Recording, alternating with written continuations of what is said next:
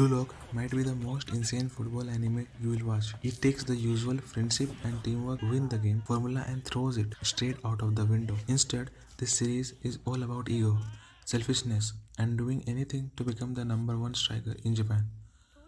Hey everyone, welcome back to the channel.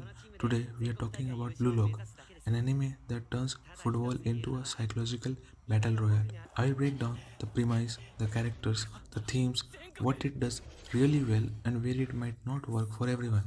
So if you're thinking about starting Blue Lock or you just finished it and want to hear another take, stick around till the end. Blue Lock starts right after Japan crashes out of the World Cup again. The conclusion is brutal. Japan doesn't have a true egoistic striker who can decide a match on their own. So, a radical project is created called Blue Lock. 300 high school strikers from across Japan are locked in a facility and forced to compete against each other.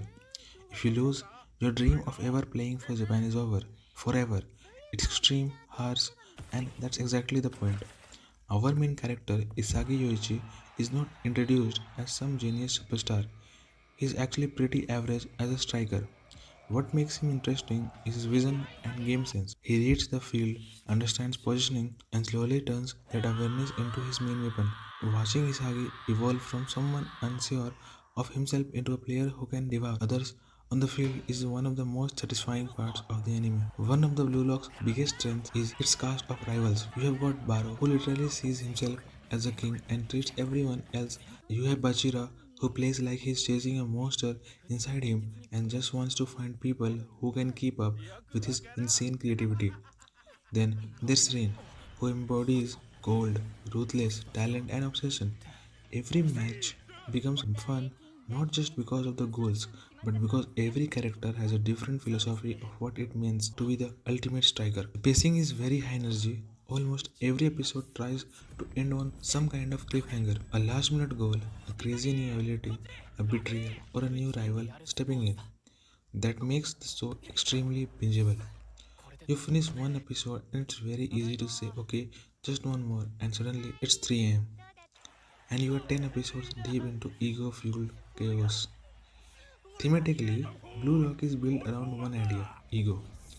The show keeps asking, is it wrong to be selfish if your goal is to become the best? Instead of glorifying pure teamwork, it tries to show that a strong team is made of strong individuals who choose to play together. Characters are constantly pushed to put their own goals above everything else, even if that means leaving teammates behind or crushing someone who's supported them. This makes Blue Lock feel very different from a classic sports anime. In something like Haikyuu or Captain Tsubasa, the emotional highs usually come from the whole team coming together.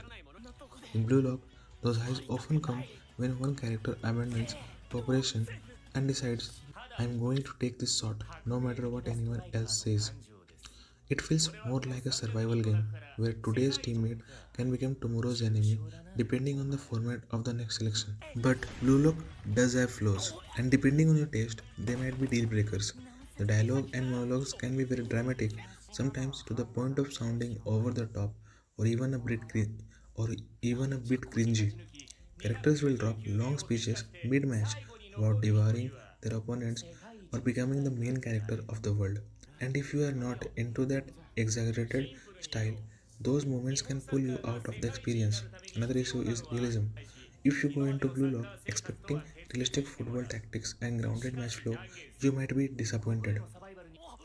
The series is much more interested in character psychology and hype moments than in tactically accurate, detailed football.